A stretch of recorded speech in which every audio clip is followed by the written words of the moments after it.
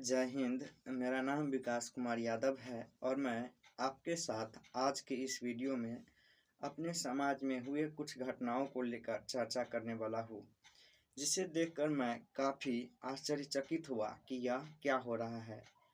और ऐसा देखा जाए कि यह आजकल सभी जगह की सच्चाई है, इसे हम नकार नहीं सकते।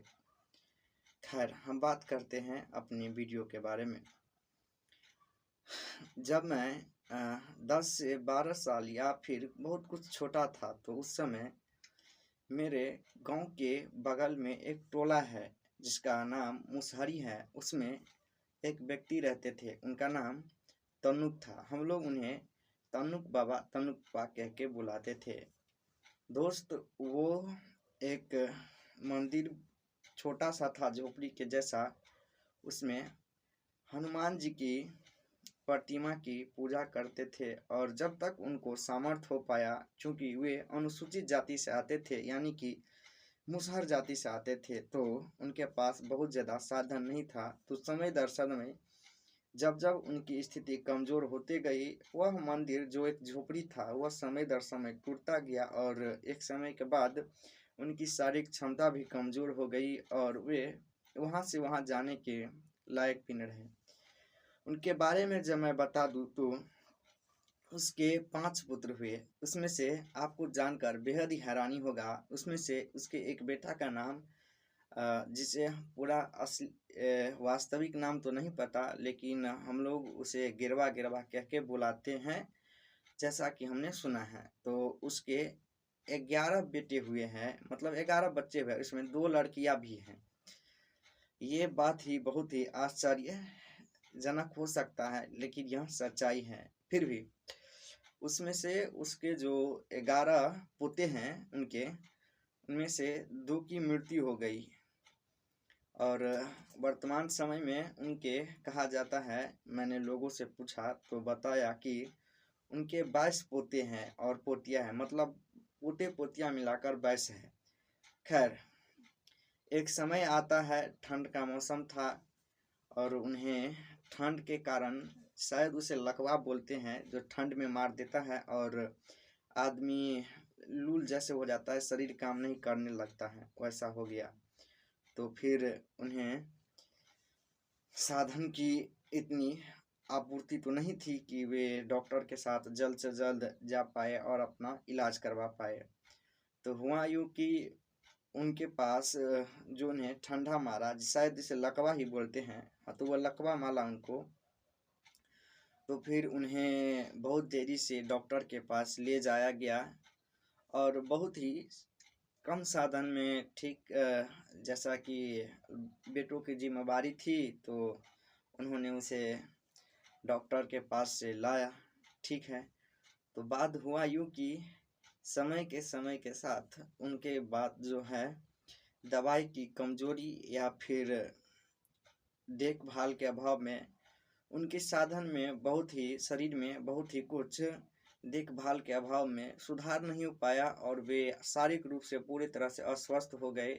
उनका शरीर काम नहीं कर रहा था। अब जाहिर सी बात है, जिनके पास 22 पोते हैं, तो फिर सोच सकते हैं, उन्हें कोई अगर 100 रुपया को देगा भी तो समझिए उसके पास कितने रुपये हो जाएगा।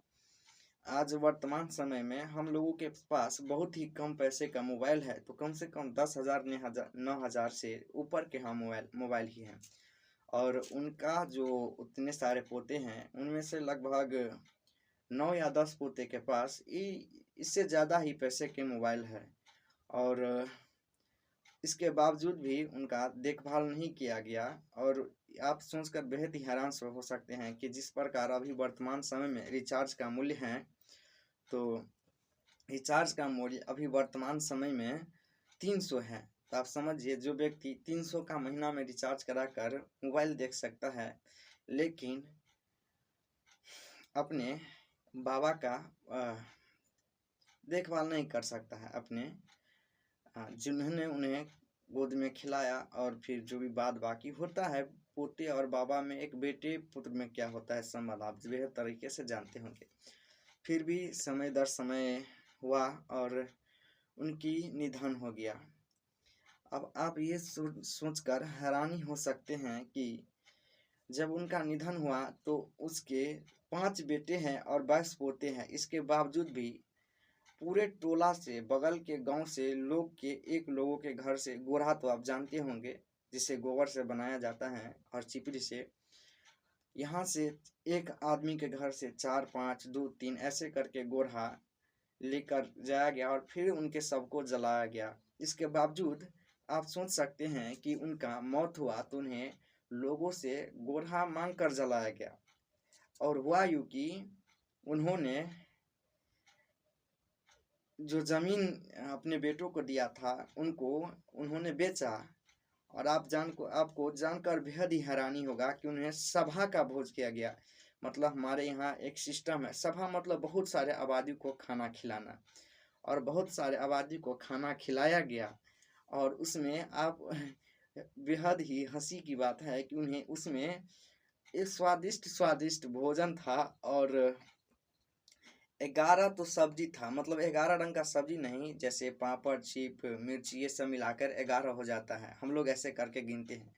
तो 11 सब्जी था, फिर बाद में झबका, दही, ये सब है। और पानी पीने के लिए हर एक व्यक्ति को गिलास, ये सब दिया गया। और बड़ा ही सोचने का बात है कि जब पिता जीवित थे तो उन्हें कभी कपड़ा भी अच्छा से नहीं पहनाया गया। उघारे थे, रोड पे गिर गए क्योंकि शारीरिक रूप से अस्वस्थ है, लेटिंग कपड़ा में हो गया, तो कोई देखभाल नहीं किया गया।